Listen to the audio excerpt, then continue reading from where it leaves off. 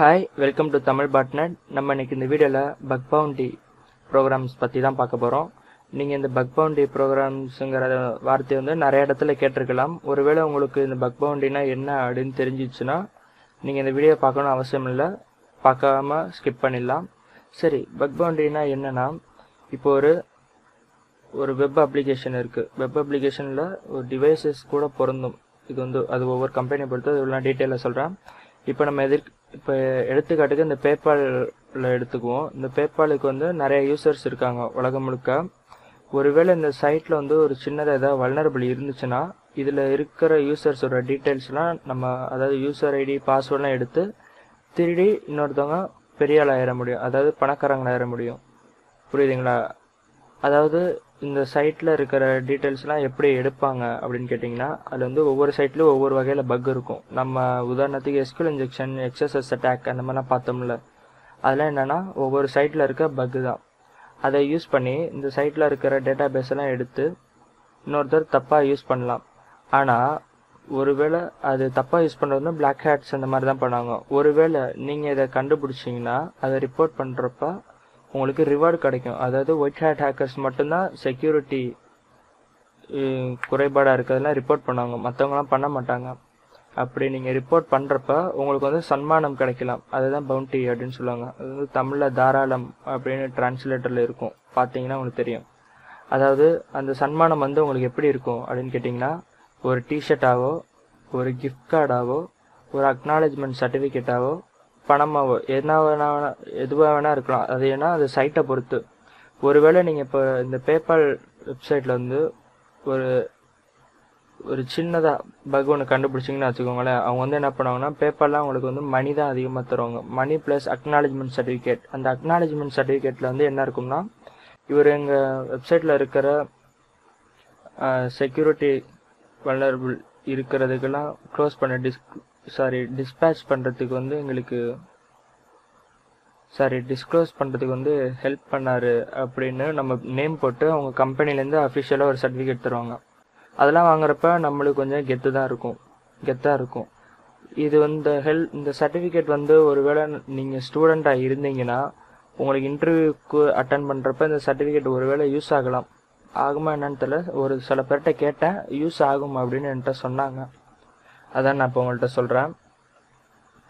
இந்த மாதிரி பேபால் மட்டும் இல்லை, இந்த மாதிரி உலகத்தில் இருக்கிற வந்து நிறைய இப்போலாம் ஆன்லைன் ஷாப்பிங்லாம் நிறைய வந்துருச்சு. நிறைய விஷயங்கள்லாம் வெப்சைட்டை நம்பி தான் நடக்குது. ஒருத்தருக்கு இந்த வெப்சைட்டு தான் ஆதாரம், இதுதான் ரொம்ப மெயின் அப்படின்னு வச்சுக்கோங்களேன். அதில் பக்கு இருக்குது அப்படின்னு தெரிஞ்சால் அவங்க உடனே அதை பேட்ச் பண்ணி ஆகணும். இல்லாட்டி பண்ணலைன்னா அவங்களுக்கு தான் நஷ்டம். அதனால் அவங்களுக்கு இந்த நஷ்டத்தை தடுக்கிறதுக்காக தான் இந்த மாதிரி பக் பவுண்டி ப்ரோக்ராம்லாம் சொல்லுவாங்க. அதுக்கு தான் கம்பெனியில் தான் செக்யூரிட்டி இன்ஜினியர்ஸ் இருக்காங்களா, அவங்க கண்டுபிடிக்க மாட்டாங்களா, எதுக்கு நம்ம கண்டுபிடிக்கணும் அப்படின்னு நீங்கள் கேட்கலாம். ஏன்னா எல்லாத்துக்கும் எல்லா நாலேஜும் இருக்கும்னு சொல்ல முடியாது. ஒவ்வொருத்தரும் ஒவ்வொரு இதில் ஸ்பெஷலிஸ்ட்டாக இருப்பாங்க. ஸோ கம்பெனியில் இருக்கிறவங்களுக்கும் அப்படி ஸ்பெஷலாக இருப்பாங்க அப்படின்னு சொல்ல முடியாது. நம்மளை மாதிரி ஒரு யூசர் வந்து கொஞ்சம் நாலேஜ் பீப்புளாக இருந்தாருன்னா அவர் கண்டுபிடிச்சி சொல்லலாம். சொல்கிறப்ப நம்மளுக்கு பணம் கிடைக்கும். ஆனால் செக்யூரிட்டி இன்ஜினியர்ஸ்க்கு வந்து நிறைய இருக்கும். இது நம்ம சொல்கிறவங்க நம்மளுக்கு வந்து எப்படின்னா ஒரு $100, $500, $750 அப்படி தான் கிடைக்கும். ஒரு டிஷர்ட்டோ கிஃப்ட் கார்டோ அந்த மாதிரி தான் கிடைக்கும். சரி, இந்த பக் பவுண்டி ப்ரோக்ராமை எப்படி கண்டுபிடிக்கிறது அதை பற்றி சொல்கிறேன். சரி, நீங்கள் இப்போ ஒரு சைட்டில் வந்து ஒரு பக் இருக்குது, அதை கண்டுபிடிச்சி ரிப்போர்ட் பண்ணுறீங்க. அதை எப்படி பண்ணணும்னா, அந்த கம்பெனியோட செக்யூரிட்டி இன்ஜினியர்ஸோட மெயிலுக்கு சென்ட் பண்ணணும். அதெல்லாம் அவங்களே கொடுத்துருப்பாங்க. அதோட இன்னொன்று சொல்கிறேன். நீங்கள் ஒருவேளை பக் பவுண்டி ப்ரோக்ராம் சொல்லாத வெப்சைட்டில் வந்து நீங்கள் பெனிட்ரேஷன் பண்ணி பக் இருக்கிறத ரிப்போர்ட் பண்ணிங்கன்னா அவங்க உங்களுக்கே அகெயின்ஸ்டாக ஆக்ஷன் எடுக்க முடியும். ஏன்னா நாங்கள் தான் இந்த மாதிரி பக் பவுண்டி ரிப்போர்ட்லாம் எதுவுமே சொல்லலை, நீ எதுக்கு என் சைட்டில் வந்து பென்டெஸ்ட் பண்ணுற அப்படின்னு சொல்லுவாங்க. சில சைட்லாம் கேஸ் போட வாய்ப்பு இருக்குது.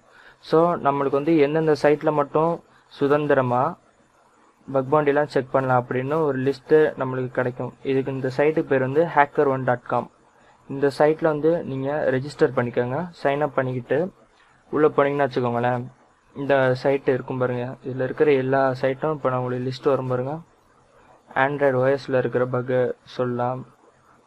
சானா 80 and 80, அவாஸ்ட்டு, இந்த மாதிரி எல்லா சைட்லேயும் இருக்கிற பக்ஸையும் பண்ணலாம்.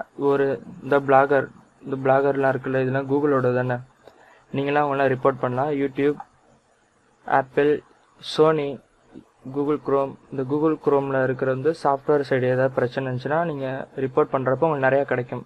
இப்போ சமீபத்தில் கூட மைக்ரோசாஃப்ட் எட்ஜில் ஒரு பக் இருந்துச்சு. அதை ஒருத்தர் ரிப்போர்ட் பண்ணார். அவருக்கு கொஞ்சம் நிறையாவே பணம் தந்தாங்க. எல்லாம் நீங்கள் பார்த்துருப்பீங்க. இந்த காயின் பேஸ், இது ஒரு பிட்காயின் கம்பெனி. இந்த மாதிரி லிஸ்ட் இருக்கும். இந்த சைட்லலாம் நீங்கள் பெனிட்ரேஷன் பண்ணலாம். இந்த கோடாடிலாம் இருக்குது பாருங்கள், இதெல்லாம் பெனிட்ரேஷன் பண்ணலாம். உங்களுக்கு சுதந்திரமாக இருக்கும். யாரும் எந்த கேஸும் போட மாட்டாங்க. சரிங்களா? இது மூலமாக நீங்கள் ஏர்ன் பண்ணலாம். அதாவது இந்த அடுத்ததில் என்னென்னா ஹால் ஆஃப் ஃபேம் அப்படின்னு சொல்லுவாங்க. அதாவது இந்த கிரிட்டிக்கலாக இருக்கும் சில பக்குலாம். ஒவ்வொரு பக்கும் ஒவ்வொரு மாதிரி இருக்கும். சில பக் மீடியம் சைஸில், மீடியம் லார்ஜ் அப்போல்லாம் இது பக்லையும் இருக்கும். அது சின்ன எக்ஸசஸ் அட்டாக்னா வச்சுக்கோங்களேன். உங்களுக்கு வெறும் அக்னாலஜ்மெண்ட் சர்டிஃபிகேட்டும் தேங்க்யூ மட்டும்தான் சொல்லுவாங்க. இதே கொஞ்சம் பெரிய பக்காக இருந்துச்சுன்னா உங்களுக்கு ஹால் ஆஃப் ஃபேம் அப்படின்னு சொல்லுவாங்க. HOF.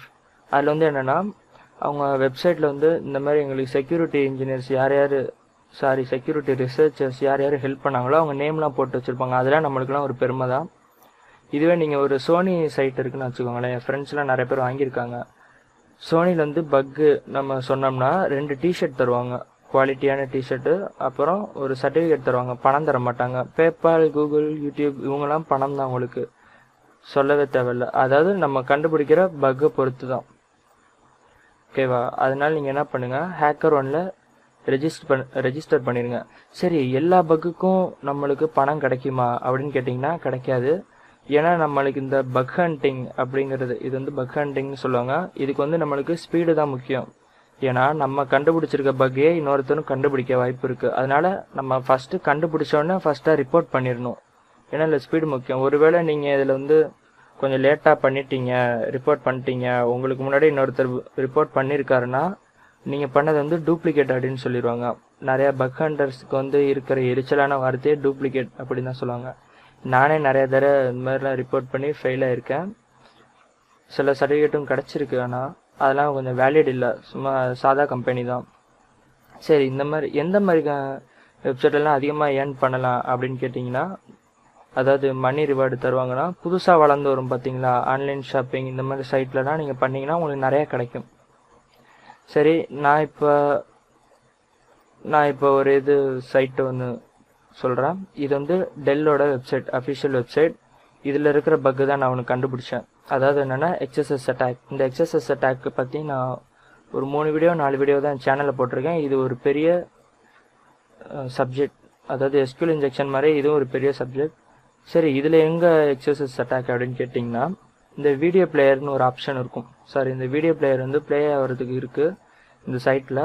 இந்த இடத்துலலாம் நம்ம XSS அட்டாக் பண்ணலாம். அதாவது நீங்கள் இங்கே நார்மலாக அலர்ட் ஸ்கிரிப்ட் இதெல்லாம் போட்டால் உங்களுக்கு ஒர்க் ஆகாது. இதுக்கு நிறைய ஃபில்ட்ரேஷன் மெத்தட் இருக்குது XSS அட்டாக்ல.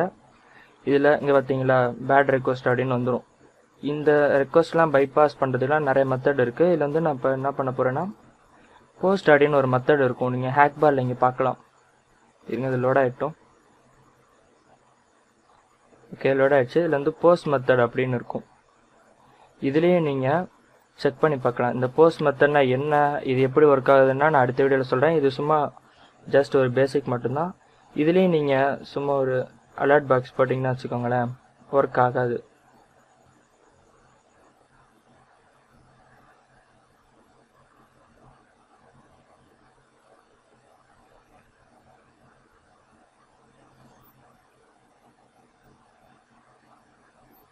பார்த்தீங்கன்னா எந்த ஒரு மாற்றமும் எதுவுமே கிடையாது. பேட் ரெக்வஸ்ட்னு வரல பார்த்தீங்களா. அதாவது எல்லா சைட்லேயும் உங்களுக்கு URL இன்ஜெக்ஷன் வேலை செய்யாது. ஒவ்வொரு வெப்சைட்டுக்கும் ஒவ்வொரு மாதிரி இருக்கும். சில இதில் HTML இன்ஜெக்ஷன் இருக்கும் அந்த மாதிரி. சரி, நான் இப்போ இதில் பண்ணுறது என்னென்னா, ரிஃப்ளெக்டட் XSS அட்டாக்ல ரிஃப்ளெக்டட் மெத்தட் யூஸ் பண்ண போகிறேன். இது பெரிய பக்லாம் ஒன்றும் கிடையாது, சும்மா ஜஸ்ட் சிம்பிள் தான். நான் போஸ்ட் டேட்டா ஓப்பன் பண்ணி அதில் பக்கெட் இன்ஃபோ ஈக்குவல் அப்படின்னு போட்டு இந்த அலர்ட் பாக்ஸுக்கான கமெண்ட் கொடுத்துருக்கேன். இப்போ பார்த்தீங்கன்னா எனக்கு இங்கே அலர்ட் பாக்ஸ் வந்துருச்சு. இதுவும் ஒரு வகையில் ஒரு சின்ன பக்கு தான். பாருங்கள். இப்போ நான் TBN தமிழ் பாட்நெட் போட்டு கொடுக்குறேன். மறுபடியும் எக்ஸிக்யூட் கொடுக்குறேன்.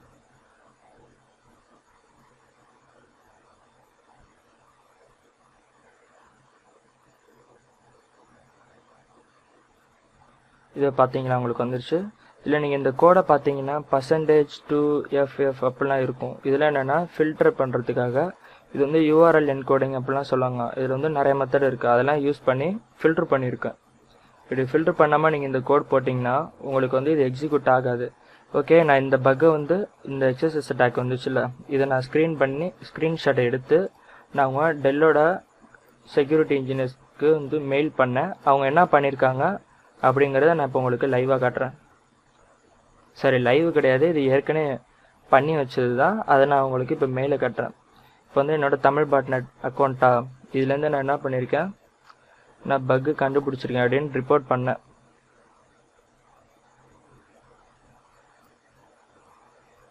ரிப்போர்ட் பண்ணி அது என்ன URL அப்படின்னு காமிச்சு அதில் போஸ்ட் டேட்டா, அது ஹெல்லோங்கிறதுக்கு ஹெல் அப்படின்னு போட்டுட்டேன். தப்பாக டைப் பண்ணிட்டேன். ஓகே, அது விட்டுருங்க. URL கொடுத்து அதில் போஸ்ட் டேட்டா கோட் அப்படின்னு கொடுத்து நான் என்ன கோடை யூஸ் பண்ணேனோ அதை கொடுத்துட்டு அதோட ப்ளஸ் ஒரு ஸ்க்ரீன்ஷாட்டு கொடுத்துருக்கேன். இந்த ஸ்க்ரீன்ஷாட்டெல்லாம் கொடுத்து அட்ரஸ் எங்கே கொடுத்துருக்குன்னா vulnerability_research@dell.com. இவங்க தான் வந்து அந்த ரிசர்ச்சர்ஸ், அதாவது பென்டெஸ்டர்ஸ் அங்கே இருப்பாங்கள்ல, அஃபிஷியலாக செக்யூரிட்டி இன்ஜினியர்ஸ், அவங்களோட மெயிலுக்கு சென்ட் பண்ணியிருக்கேன்.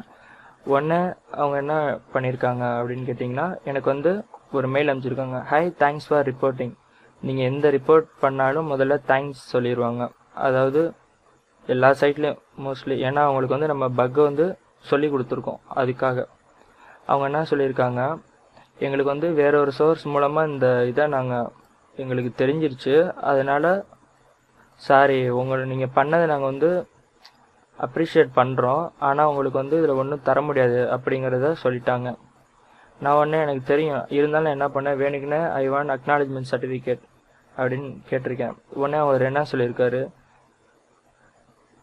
அங்கே வந்து முதல்ல வந்தவங்களுக்கு தான் முன்னுரிமை தருவோம், அதாவது ஏற்கனவே ஒருத்தர் ரிப்போர்ட் பண்ணிட்டாரில்ல, அவருக்கு தான் வந்து நாங்கள் தருவோம்.